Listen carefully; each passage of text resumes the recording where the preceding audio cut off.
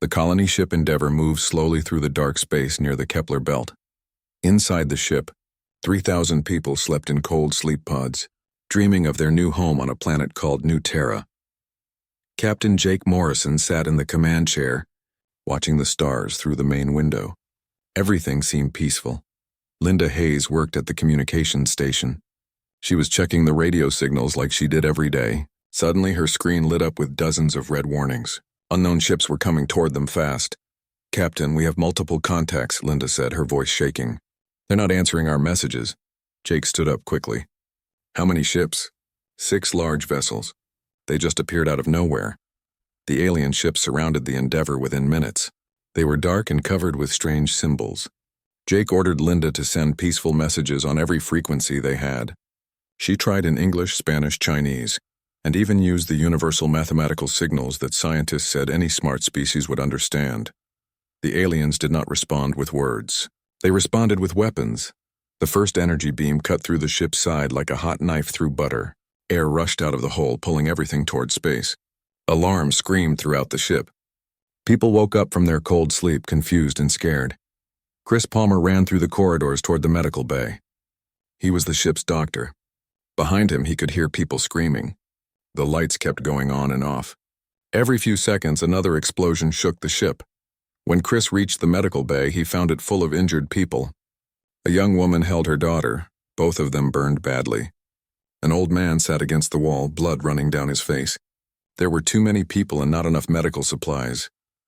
"Doctor, help us," someone cried out. Chris tried his best. He moved from person to person, doing what he could. But more injured people kept coming. The ship shook again, harder this time. Part of the ceiling fell down, crushing 3 people who had been waiting for help. On the bridge, Jake watched the disaster unfold on his screens. Amy Chen, the tactical officer, reported the damage with tears running down her face. "Sections 4 through 9 are completely destroyed. We've lost life support in half the ship. The engine room is on fire. Captain, we can't fight back. Our weapons are too weak." Pete Johnson, the navigator, was calculating their chances. "Even if we run, we can't outrun them. Their ships are much faster than ours." Jake hit the communication button. "This is Captain Morrison to all hands. Get to the escape pods. Abandoned ship." "I repeat, abandoned ship." But there were not enough escape pods. The Endeavour was built to carry colonists, not to fight wars. Of the 3,000 people on board, only 300 made it to the pods before the aliens stopped attacking. An alien face appeared on the main screen. It looked like a giant lizard with red eyes and sharp teeth. The creature spoke, and the computer translated its words into English. "I am Commander Vrexus of the Zalthari Collective. Your ship entered our space without permission. You did not pay the tribute we demanded. This is your punishment. The few survivors will tell others what happens to those who disrespect the Zalthari." "We didn't know this was your space," Jake said, trying to keep his voice steady. "We received no warnings. We're just colonists looking for a new home." "Ignorance is not an excuse," Vrexus said. "Your Galactic Council will negotiate terms for your species. You will pay or you will die, all of you." The alien ships left as quickly as they came. The Endeavour drifted in space, broken and bleeding air. Of the 3,000 people who started the journey, only 293 were still alive. Jake gathered the survivors in the largest remaining compartment. They sat on the floor, wrapped in emergency blankets. Many were crying. Some just stared at nothing, their minds unable to accept what had happened.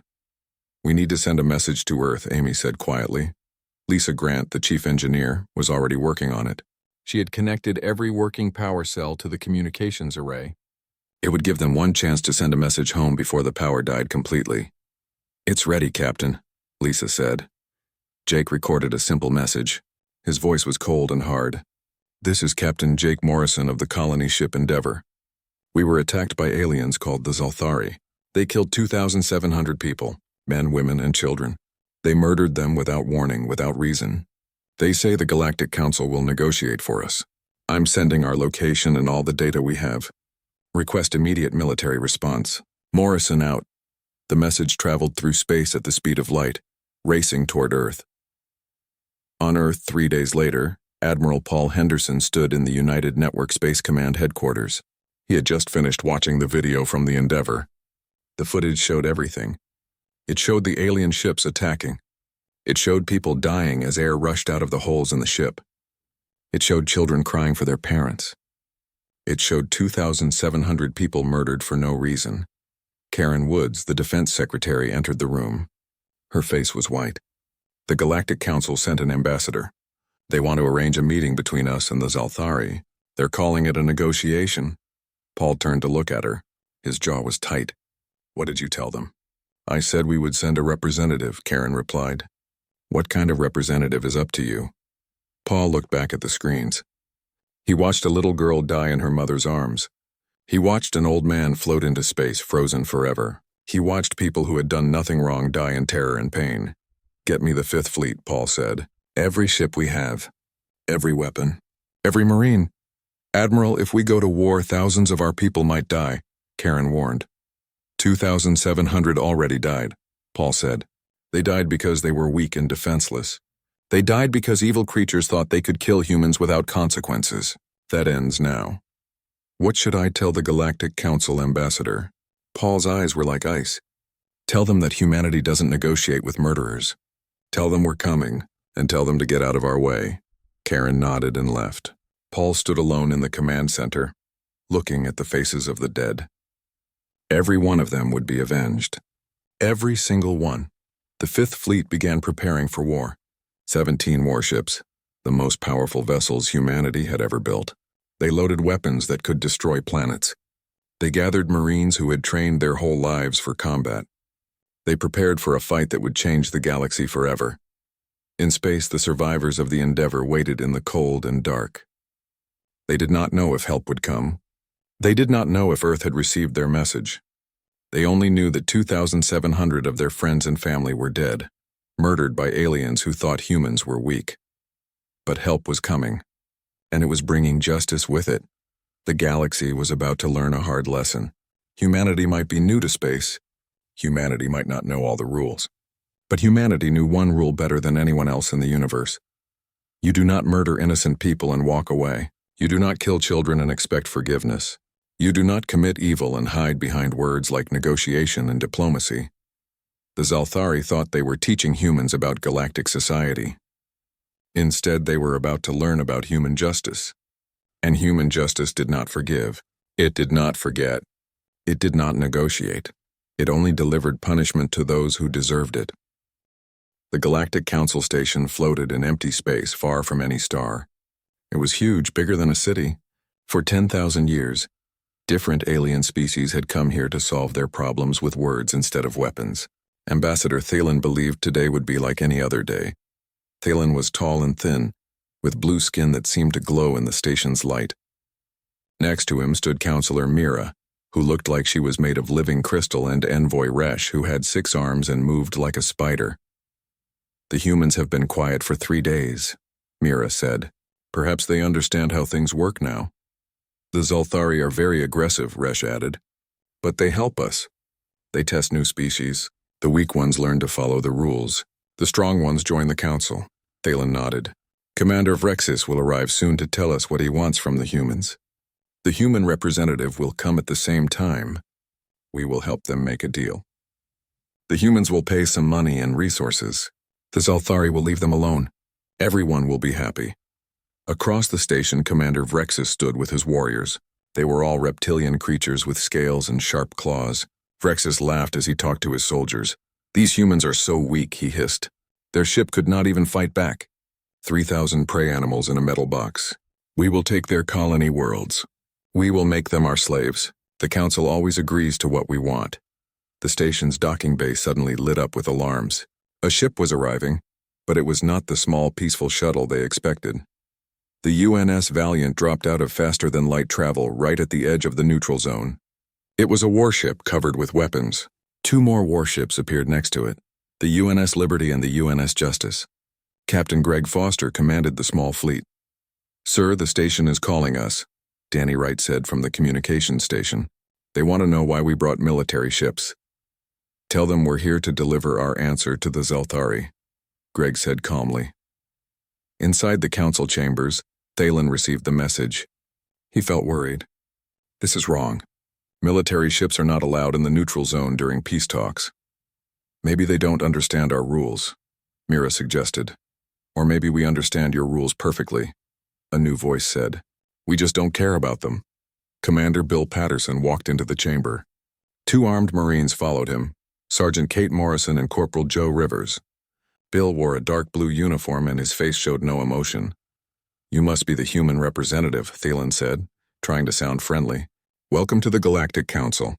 We are here to help you and the Zalthari make peace after the incident. Incident? Bill's voice was sharp. You call the murder of 2,700 civilians an incident? These things need to be understood in context, Resh said. In galactic society, fights over territory are common. The Zalthari were protecting their space. We had no fight with them, Bill said coldly. We were colonists traveling through open space. They attacked without warning. They showed no mercy. They killed children. Vrexus entered the chamber with his warriors behind him. The weak have no rights in contested areas. Your species should have announced yourselves and paid the fee. Bill turned to face the Zalthari commander. The two stared at each other across the room. You murdered 3,000 people for a fee, Bill said slowly. I killed trespassers, Vrexus corrected. Your survivors are lucky we let any of them live. Here are humanity's terms, Bill said. He pulled out a small computer pad. You will surrender yourself and your warriors to stand trial. You will pay money to the families of the people you killed, and you will admit publicly that you committed murder. The chamber became silent. Then Vrexus started laughing, a horrible sound like rocks grinding together. You are joking. You are a baby species that just learned to leave your planet. We control 200 worlds. The Council will never support your crazy demands. Bill looked at Thielen. Will you support us? The Council ambassador hesitated. What the humans demand is impossible. The Zalthari Collective is a recognized power. Their methods may seem harsh, but they are allowed under galactic law to defend their territory. So that's a no, Bill said. The Council suggests a compromise, Mira said quickly. The Zalthari will pay a small amount of money. In return, humans will recognize Zalthari authority in that area and avoid future conflicts. Small amount of money for 2,700 lives, Bill repeated. He looked at each council member. You don't care about justice.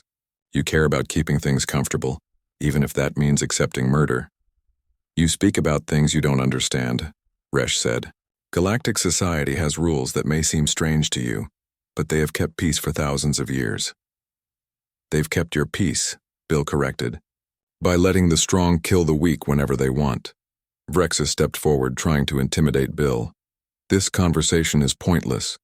Human, your species has two choices. Pay us money and accept our protection, or we will kill all of you. The Council will not help you. They never help anyone. Bill looked at the alien commander for a long moment. Then he touched his communicator. Captain Foster, this is Patterson. Execute protocol judgment, confirmed Commander, Greg's voice replied. Protocol judgment executing now. Thielen's eyes went wide. What have you done? I've delivered our answer, Bill said. Humanity doesn't negotiate with murderers. We bring justice. On the view screen above the chamber, the 3 human warships opened fire. The Zalthari ships near the station detected the attack 2 seconds before the missiles hit. It was not enough time to escape. Captain Greg Foster watched his tactical display as missiles flew through space. Next to him, Claire Brooks monitored the weapons. All missiles on target, Captain. The Zalthari ships are trying to escape. They won't make it, Greg said. Fire rail guns on my mark. The Zalthari commander on the flagship Ravager screamed orders at his crew, but human weapons were different from anything they had seen before. The missiles were not bombs. They were solid metal moving at incredible speed, guided by computers that never missed. The first missile punched through the Ravager's shields like they were made of paper. The second missile hit 1 second later, destroying the engine. The explosion lit up space like a small sun. The other 5 Zalthari ships tried to fight back. Their energy weapons hit the human ships but did no damage. The human armor was designed to reflect energy beams. All railguns fire, Greg ordered. The UNS Liberty and UNS Justice added their weapons to the fight. Metal slugs, each weighing several tons and moving faster than bullets, tore through the Zalthari ships. Within 90 seconds, all 6 alien warships were nothing but floating debris. Inside the council chamber, alarms were screaming. Thielen stared at the view screen in horror. You just destroyed 6 warships in neutral space. This is an act of war against the Council. No, Bill said, his voice steady. This is war against the Zalthari Collective. You're not our enemy unless you choose to be. Vrexus reached for a hidden weapon, but Sergeant Kate Morrison already had her rifle pointed at his head. "Don't move," she said simply. "You cannot do this," Vrexus hissed. "The Collective has thousands of ships. We will destroy your entire species for this insult. We're counting on you trying," Bill said. He activated his computer pad, showing a holographic map of space. Red markers showed dozens of locations in Zalthari territory. "While we've been talking, the Fifth Fleet jumped into your space," Bill explained. 17 human warships. They are broadcasting this message to every Zalthari world right now. A video started playing. Admiral Paul Henderson appeared, standing in a command center. Behind him, through the windows, Zalthari space stations were burning. "This is Admiral Paul Henderson of United Network Space Command," the recording began. 3 days ago, the Zalthari Collective murdered 2,700 human civilians without warning. They thought we would negotiate. They were wrong. The camera showed Zalthari defensive satellites being destroyed by human bombers. "We are not here to conquer your worlds. We are not here to enslave your people. We are here to bring justice. Commander Vrexus and his warriors will stand trial for their crimes.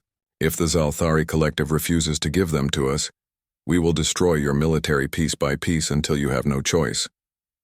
Paul's face was hard as stone. "You wanted to teach humanity its place in the galaxy. Now you will learn our lesson. We are not prey. We are not weak. We are the species that ended wars on our homeworld through strength and justice, and we will not tolerate murder, no matter what your laws say." The recording ended. The chamber was silent. Mira spoke first, her crystal body shaking. "You attacked a council member without permission. Do you understand what you've done?" "Perfectly," Bill said. "We've shown that galactic law is wrong.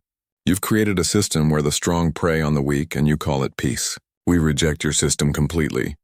Resh stood, his 6 arms shaking with anger. "The Council will not accept this. We will gather all of galactic civilization against your species. You will be destroyed." "Then do it," Bill said, looking the envoy in the eyes. "But understand this. Humanity has been fighting wars since before your civilization existed. We've fought on land, sea, air, and now space. We're very good at fighting, and unlike you, we're willing to pay any price to defend what we believe is right." 3 weeks after the confrontation at the council station, the chambers had been transformed into a courtroom. Nothing like this had happened in the station's 10,000-year history. But then again, everything about humanity was different from what the galaxy expected. Judge Commander Helen Brooks sat at a raised platform where the council speaker normally sat. She was a veteran who had spent 20 years prosecuting war criminals on Earth. 2 military advisors sat with her, Colonel Nick Rogers and Commander Lisa Sterling. The gallery was packed with representatives from dozens of species. All of them watched with shock and fascination. This was the first time anyone had demanded legal justice from a powerful species. Vrexus sat in the defendant's area, held by energy chains. His warriors sat in cells next to him. The Zalthari had refused to surrender their commander at first. But after Admiral Henderson's fleet destroyed their shipyards and began attacking their factories, the Collective's government changed their minds. Chief Prosecutor Ryan Mitchell stood and spoke to the court. "Your Honor, the United Network of Earth charges Commander Vrexus and his warriors with mass murder, war crimes, and crimes against sentient beings. We will prove that the defendant deliberately attacked and destroyed a civilian vessel without reason, killing 2,700 people. The defense counsel was a Helian named Kelmar, provided by the Galactic Council. He stood on his crystal legs and spoke carefully. Your Honor, while the loss of life is sad, the defendant acted within galactic law. The Zalthari Collective had claimed that region of space. The human vessel did not acknowledge this claim or pay the required fee. The region in question, Ryan countered, was marked as unclaimed space on the Galactic Council's own maps from 6 months ago. The Zalthari Collective issued no formal claim to the Council, and even if they had, execution is not an appropriate response to a territorial dispute. Judge Brooks reviewed the evidence on her display. The court notes that under existing galactic law, territorial claims can be enforced through military action. However, the court also notes that humanity is not part of galactic law, and therefore cannot be held responsible for failing to follow rules they didn't know existed. She looked directly at Vrexus. More importantly, the court recognizes a basic principle that goes beyond local law. You cannot murder unarmed civilians. This principle exists in almost every civilization's moral code, including Zalthari culture. Defense Counsel. Does Zalthari law permit the murder of unarmed civilians within Zalthari space? Kelmar hesitated. Zalthari law recognizes the rights of citizens. However, non-citizens have limited protections. That doesn't answer my question, Brooks said firmly. Would it be legal for me to enter Zalthari space and murder 2,000 Zalthari civilians who were unarmed and posed no threat? No, Your Honor. Then we have established a baseline, Brooks said. Murder is illegal. The question before this court is whether Commander Vrexis committed murder when he destroyed the Endeavor. Over the next week, the prosecution presented overwhelming evidence. Survivors from the Endeavor testified about the attack. Dr. Chris Palmer described treating burn victims as they died from lack of air. Navigator Pete Johnson presented data showing the ship had been on a direct course to New Terra, with no deviation toward Zalthari territory.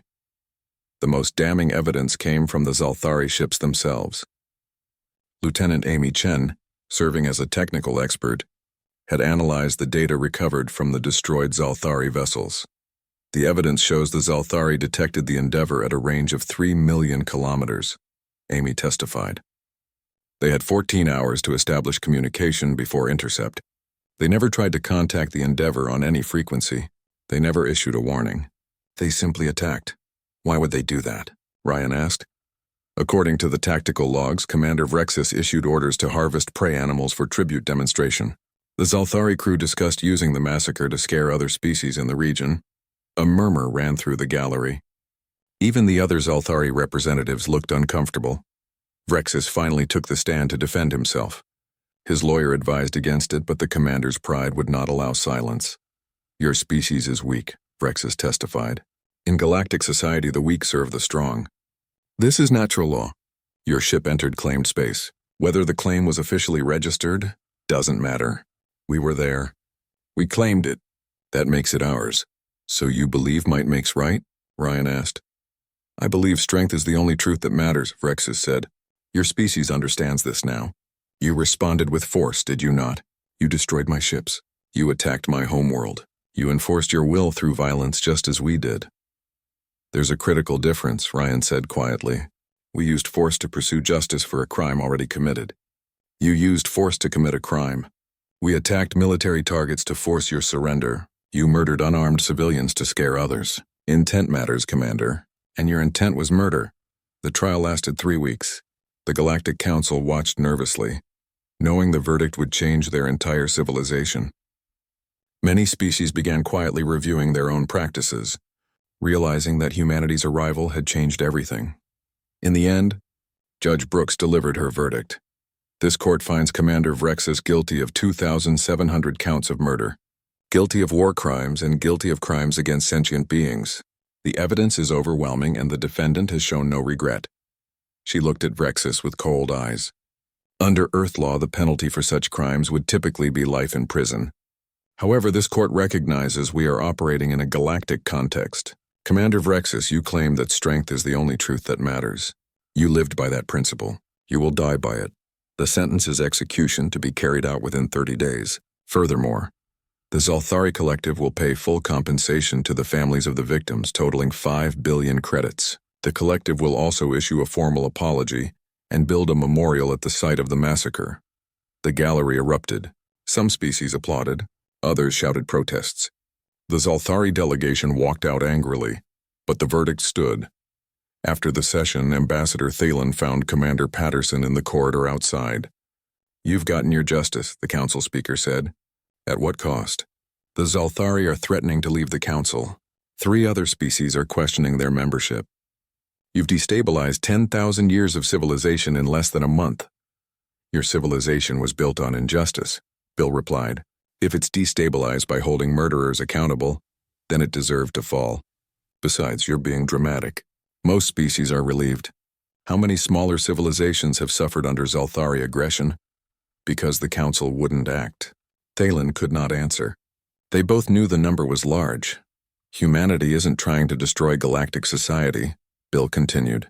We're trying to fix it. We're offering an alternative to your protection racket dressed up as law. Real justice, real accountability.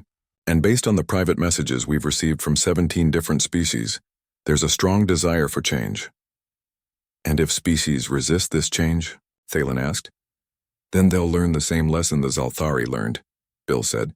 Humanity spent thousands of years developing our concepts of law, justice, and rights. We've made terrible mistakes along the way, but we've learned from them. We're not perfect, but we're much better than a system that calls mass murder an incident requiring negotiation. He started to walk away, then stopped. The execution is in 30 days.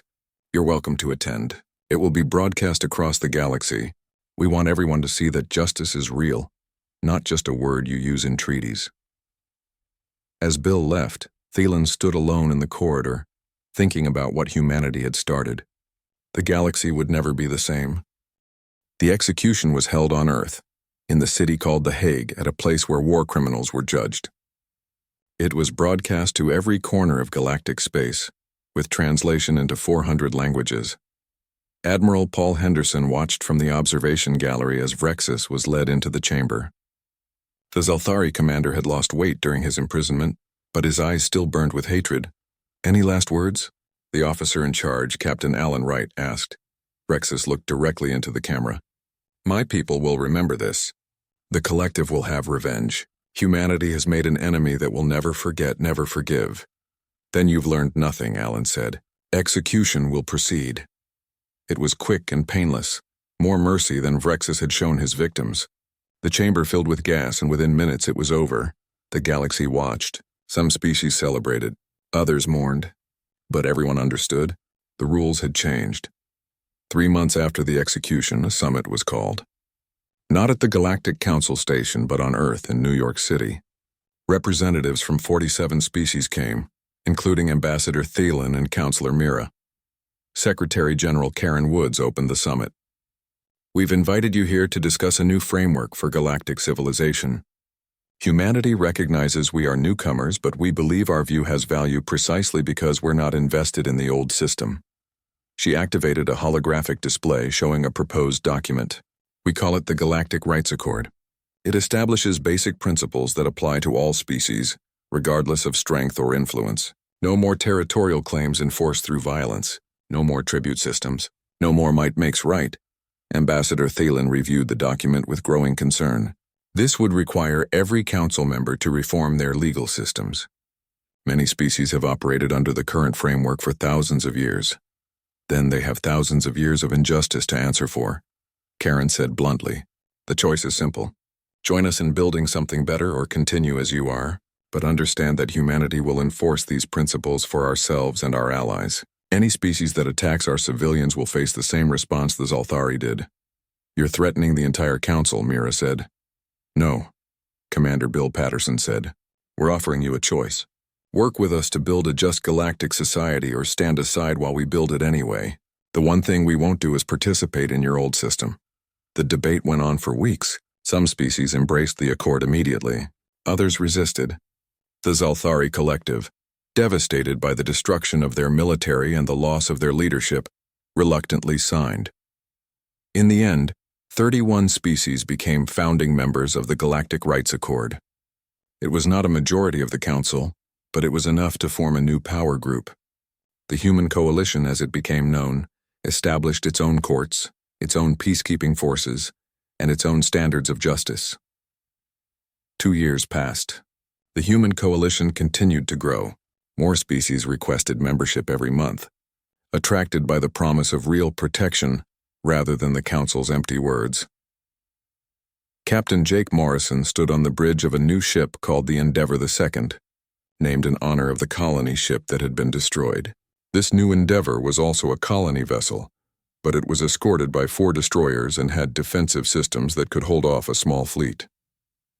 Approaching New Terra, Captain, Navigator Sam Collins reported, all systems working. Escort ships report no hostile contacts. Jake looked at the planet growing larger on the view screen. 3,000 colonists were about to complete the journey their loved ones had started years ago. Many were descendants and relatives of those who had died. Dr. Beth Palmer stood beside him. She was the daughter of Chris Palmer, who who had died trying to save people on the first endeavor. They made it, she said quietly. Dad and all the others. They made it here after all. Yeah, Jake agreed. And we made sure no one else will have to die the way they did. On the planet's surface, construction was already underway. A memorial stood at the colony center. 3,000 names were carved in stone, a reminder of the price that had been paid and the justice that had been served. Back on Earth, Admiral Henderson reviewed reports from across human space. Defense Secretary Karen Woods entered his office. The Galactic Council has sent another delegation. They want to discuss merging the coalition back into the Council framework. Henderson smiled. Let me guess. They're offering us seats on the Council and promising to reform their laws. How did you know?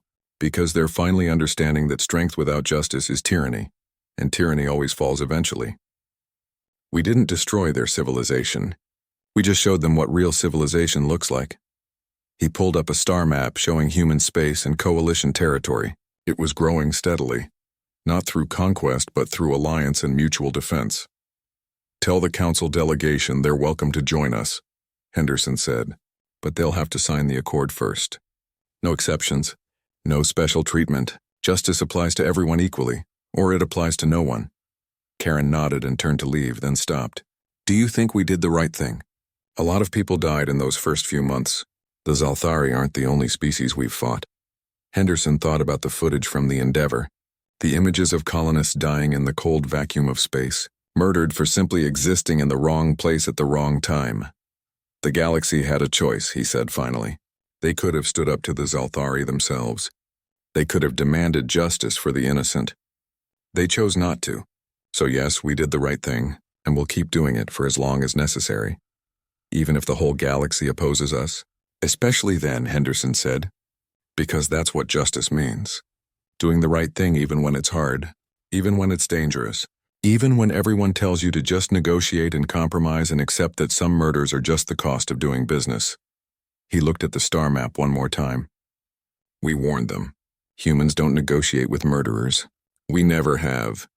We never will. If that makes us dangerous, so be it. But at least the galaxy will be a little safer because we're here. Karen smiled. The president wants you to give a speech at the Coalition Summit next month. Something inspiring. Tell him I'll think about it, Henderson said. But honestly, I think we've said everything that needs saying. The dead speak louder than any words I could give. Their memory is our mission. Their justice is our legacy. 5 years after first contact, the galaxy looked very different. The Galactic Council still existed, but it had lost much of its influence. More than half of its former members had joined the human coalition. Those who remained had begun reforming their laws, afraid they might be next if they continued their old ways. The Zalthari collective was a shadow of its former self. Their military was gone. Their government had been replaced by a democratic system.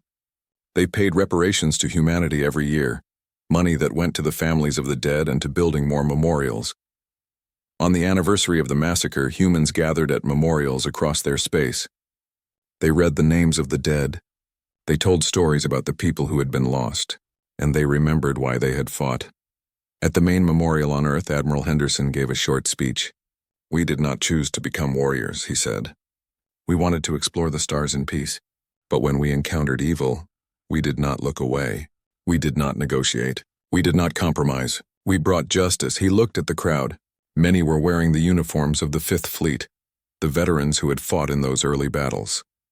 Others were civilians, families of the dead, people who had lost loved ones to violence. The galaxy told us that might makes right, Henderson continued. That the strong can prey on the weak. That murder is just an incident requiring negotiation. We told the galaxy no. We told them that justice matters. That innocent life matters. That evil must be punished no matter how powerful the evil is. Today the galaxy is safer because of what we did. Dozens of species live without fear because we stood up and said enough.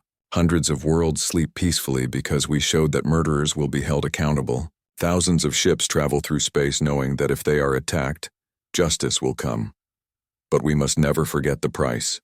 3,000 people died because the galaxy believed the weak had no rights. We changed that belief, but we paid for it in blood. Their blood. Let us honor their memory by continuing to fight for justice, by continuing to protect the innocent, by continuing to say no to those who believe might makes right. The crowd was silent. Then someone started clapping. Others joined in. Soon the entire memorial was filled with applause. Outside Earth's orbital stations, the Fifth Fleet patrolled silently, a promise written in steel and energy. The galaxy had learned its lesson. Humanity did not negotiate with murderers. They delivered justice instead. And in a galaxy that had forgotten what justice meant, that made all the difference. 10 years had passed since the Endeavor massacre. The galaxy was a different place now. The old Galactic Council had dissolved 3 years ago, replaced by the United Galactic Assembly. Membership required signing the Galactic Rights Accord. No exceptions. Captain Elena Hayes commanded the UNS Guardian, a patrol ship that monitored the outer territories. She was born the year of the massacre. Her mother had been one of the survivors of the original Endeavor. Growing up, Elena heard stories about that terrible day and about humanity's response. "Captain, we're receiving a distress signal," her communications officer, Lieutenant Frank Cooper, reported. "It's coming from a Helian mining colony on the edge of the Corvin sector." "What's the situation?" Elena asked. "They say they're under attack by raiders. No identification on the attacking vessels." Elena did not hesitate. "All hands to battle stations. Helm, set course for the colony. Maximum speed." The Guardian jumped to faster-than-light travel. Within an hour, they dropped back into normal space near the mining colony. 4 unknown ships were attacking the settlement, destroying buildings and killing civilians. "Hail them," Elena ordered. Frank sent the message. "Unknown vessels, this is the UNS Guardian of the Human Coalition. Cease your attack immediately and withdraw, or we will open fire." One of the raider ships responded. The alien on the screen had green skin and multiple eyes. "This is none of your concern, humans. This colony owes us money. We are collecting our debt. By killing civilians?" Elena said, her voice cold. "That's not debt collection. That's murder. These are not your people. Stay out of this." Elena looked at her tactical officer, Lieutenant Ben Crawford. "Weapon status?" "All systems ready, Captain. Target the raider ships. Fire when ready." The Guardian's weapons locked onto the 4 raider vessels. Missiles launched, followed by railgun fire.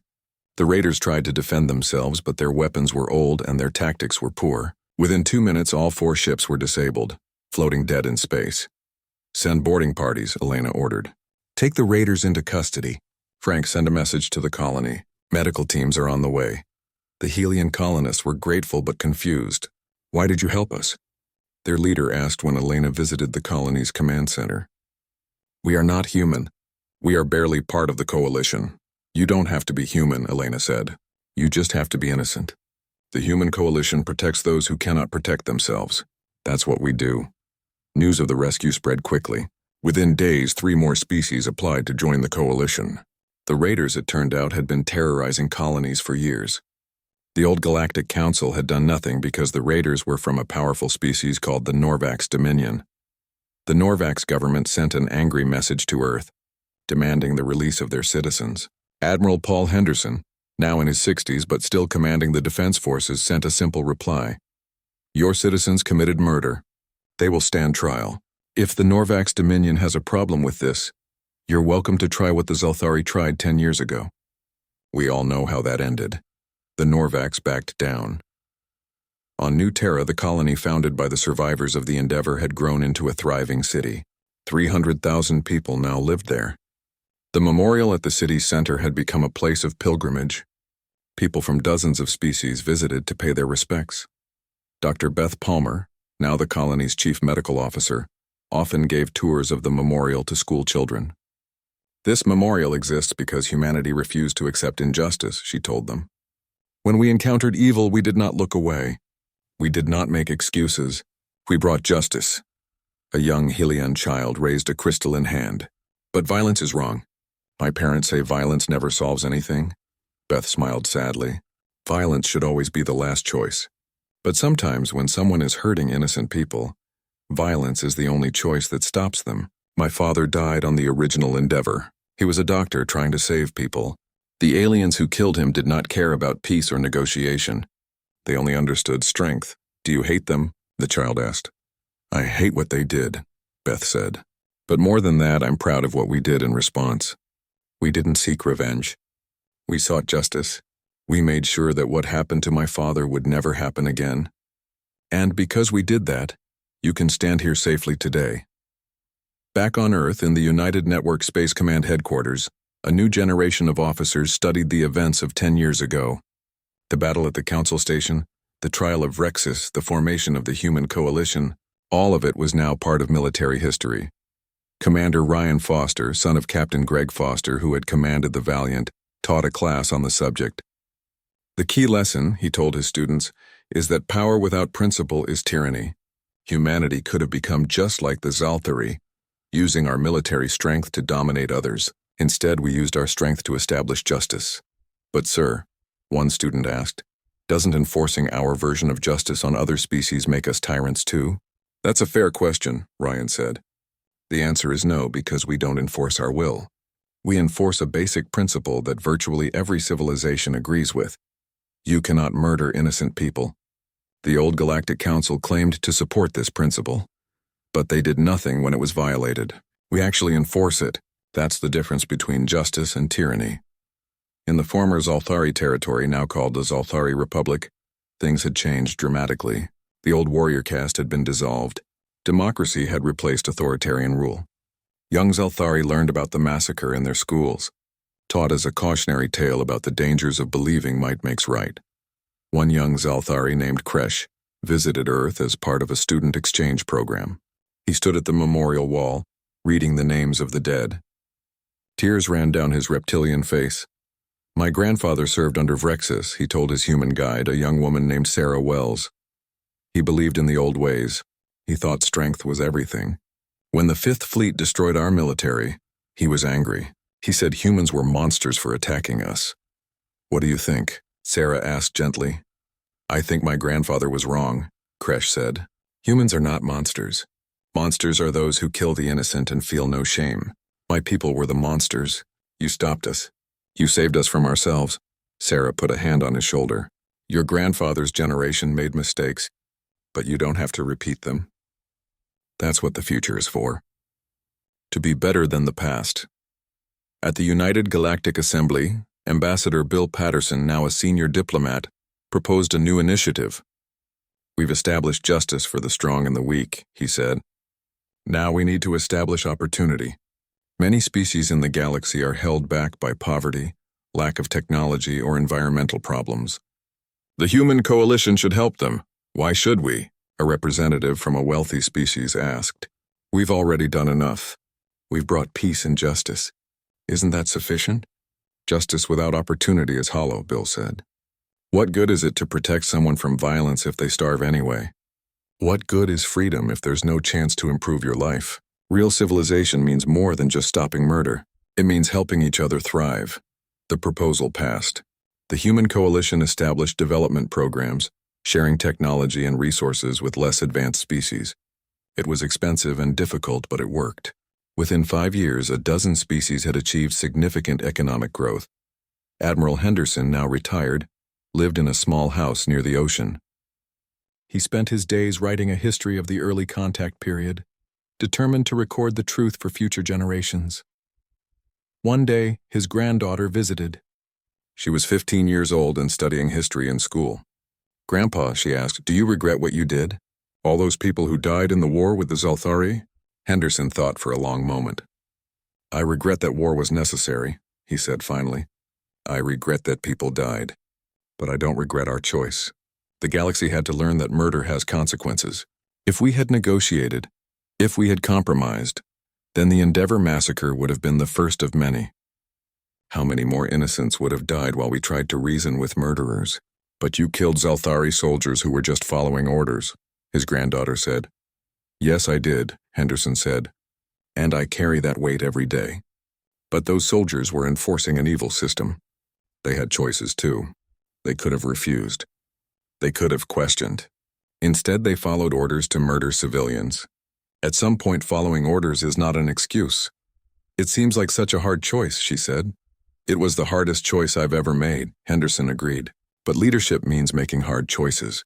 It means accepting responsibility for the consequences. I chose to go to war because I believed it was right. Thousands died because of my choice. I accept that burden. But I also know that millions are alive today because we drew a line and said no more. 20 years after the Endeavour massacre, the galaxy was almost unrecognizable. The old system of strong preying on weak had collapsed. In its place, a new civilization had emerged, built on principles of justice, rights, and mutual cooperation. Humanity had become the leading species, not through conquest, but through moral leadership. Other species looked to humans for guidance because humans had proven they valued justice over power, principle